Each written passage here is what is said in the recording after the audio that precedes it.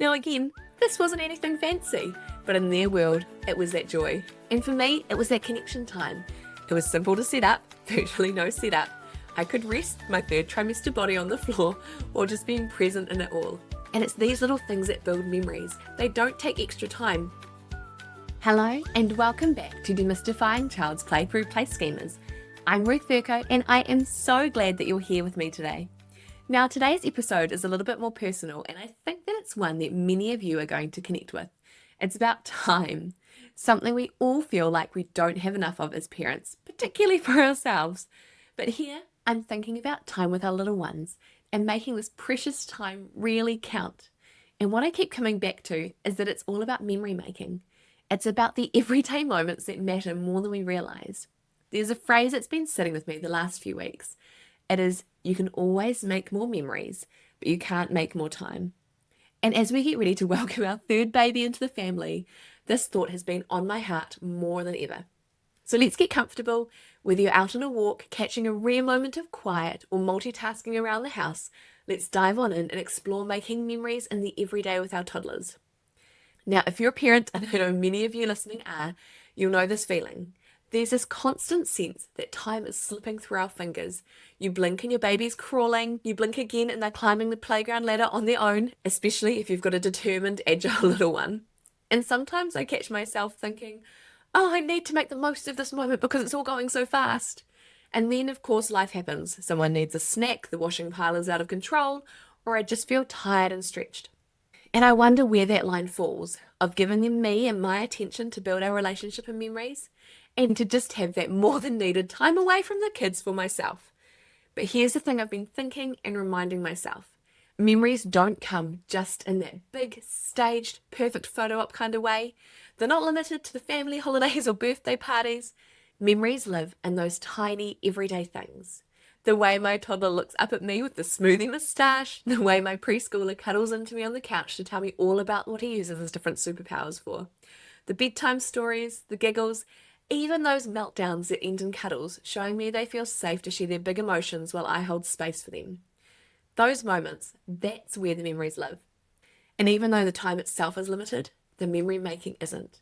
We can't stretch the hours of the day, even if our children try to, but we can fill those hours with connection. And this is particularly on my mind right now, as I said, as we prepare to welcome baby number 3 into our family. There's this big part of me that really wants to fill the cups of my older 2 children before the baby arrives. I want them to feel secure and loved and to know that they're still my world even as things are about to change.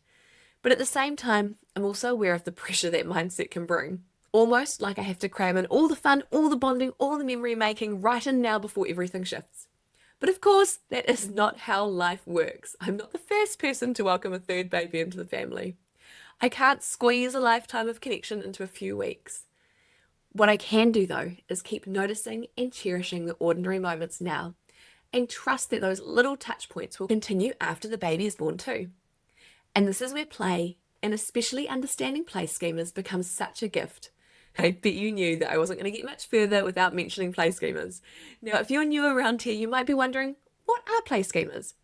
Play schemas are those natural, repetitive patterns that you see in young children.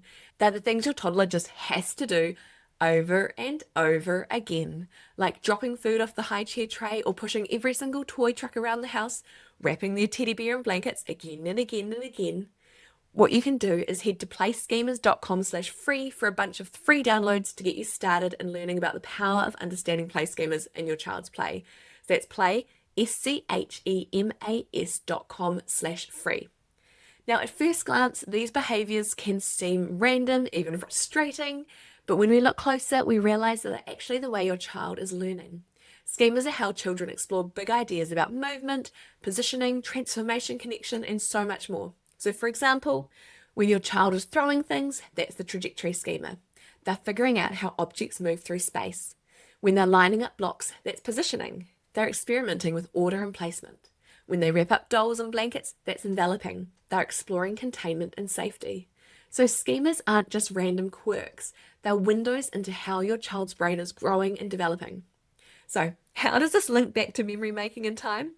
Well, when we understand play schemas, we can start to see our child's play for what it really is, learning in action. Suddenly, those repeated behaviours that might otherwise annoy us become opportunities for connection. Instead of thinking, why is he unravelling the toilet paper again? Or is that just our house? We can think, he's working on disconnection and rotation. This is important to him. When we shift our perspective like that, something beautiful happens. We feel less frustration, we respond with curiosity instead of irritation, and we find it easier to join in, to support and to connect.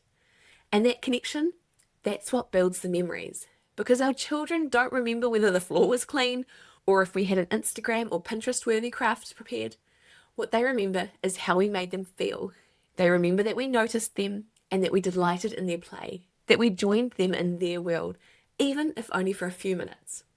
With both of my boys, currently aged 2 and 4, they are really into the trajectory play schema right now. The trajectory play schema is something that always has a strong hold in our house, and likely yours too. They love throwing things, no matter when or where.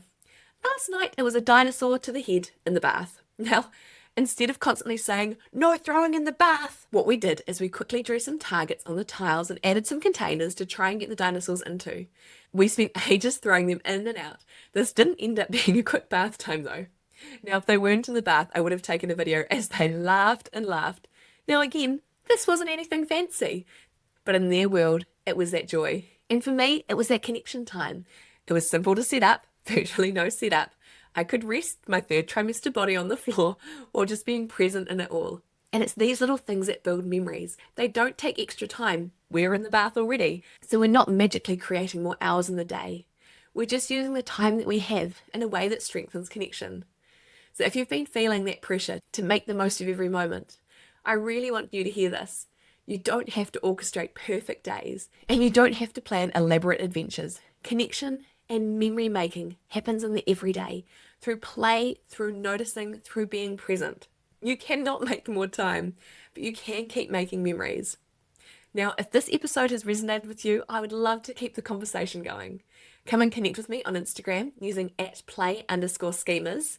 That's play_SCHEMAS, where I share encouragement, practical tips, and those Me Too parenting moments that remind us that we're not alone in this. And if you'd like a little more guidance on understanding play schemas, remember you can head to playschemas.com/free, where I've created some free resources to help you get started, so you can see your child's play in a whole new way and start building those connections and memories today. So as I step into this new season with baby number 3, I'm holding on to this truth, and I hope you can too, that I can't stretch the hours, but I can choose how I fill them, with connection, with play, with noticing, and with love. And so that is my hope for you too, that you'll see the everyday play, the everyday chaos, the everyday joy as beautiful memory-making moments as they truly are. Thank you so much for spending time with me today. I'll see you next time, and remember, today is a great day to play.